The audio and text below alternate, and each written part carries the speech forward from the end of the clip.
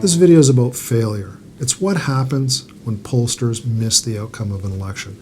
How did they get it wrong? A lot of people ask, and it's a very good question. Well, there's a few explanations for it. First of all, in the old days when I started into this game, polling was a fairly easy thing to do.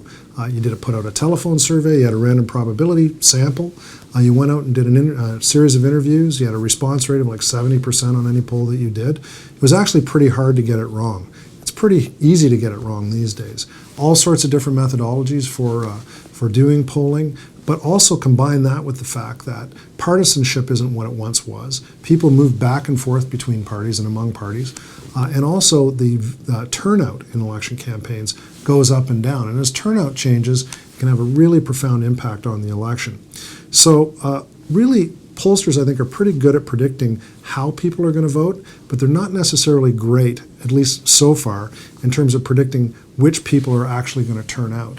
And when you end up in volatile elections, and we've seen a lot of volatile elections recently, it gets harder and harder to actually nail down that group of the population that's going to vote. Because you know what? They're not the same as the general population, which is typically the way that we look at surveys. The voting population is different. The voting population tends to be a little bit older in most cases, tends to be a little bit more established, tends to have higher incomes, has a higher interest level in public affairs and public issues. To simply try and capture the general population doesn't reflect that voting population.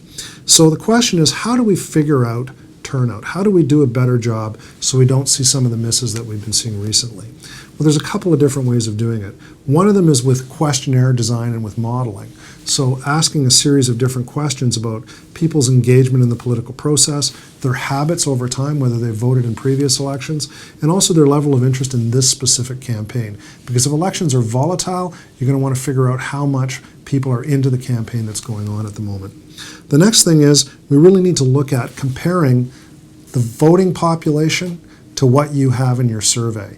If you're weighting it to the general population, you're probably not reflecting the true voting population. So it's important to look at things like exit polls, for example, to go back over time and to see who the people are who are really voting. And we need to do a better job of matching up those two populations. The third thing, and we had a lot of success with this in the US election, is really modeling different turnout scenarios. So once you've asked the right questions, once you've got a good reflection in the demography of and your weighting in terms of who the people are that are voting, then it's who's going to turn out. So modeling different scenarios of voting is a good way of doing that. This all sounds pretty complicated, but it's something that I think anybody who's going to be publishing a poll about an election needs to find out a little bit about. Because quite frankly, every time you publish a prediction as to what the election is going to come out as, you're actually taking ownership for that prediction if you're in the media. So I think it's perfectly reasonable for any media outlet to ask a pollster how you came up with that prediction. What are the data? How did you model it? How did you account for turnout? How did you look at the population who's supposed to be voting that forms the basis of your prediction? And if somebody tells you that they've got a secret sauce or a proprietary way of doing it, that's not on. They have to be able to reveal to you how they came up with their conclusion. And I understand we have proprietary methods of doing things that we do at Ipsos. Other pollsters have the same sort of proprietary methods. But you know what? If you ask me to walk you through how we've done it, I'll always do it, provided you keep it confidential. And any other pollster should be prepared to do the same thing. Now let's get on to the question of aggregators and different types of modeling methodologies that we've seen over the last little while. There was a lot of hoopla in the United States about how well the aggregators did in the last election. First of all, the United States is probably just about the only place in the world that can pull this off successfully. And that's because there is so much polling going on that there's enough good polls to push out the bad polls.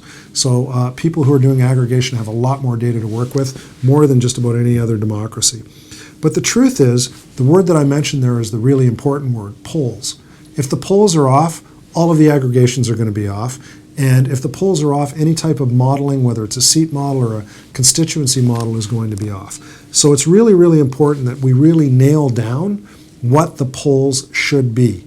And you should walk through those questions of turnout and how turnout is modeled, because ultimately that's really going to affect the accuracy of everything that you're trying to predict, whether it's the actual outcome of the election in terms of vote percentages, or maybe seat models or electoral college votes or whatever it is that you're looking to calculate in terms of the outcome of the election. And any pollster who's working on that election should be prepared to walk you through how they're doing their modeling, how they're coming up with their results, because you know at the end of the day, you and your readers and your viewers have a right to know.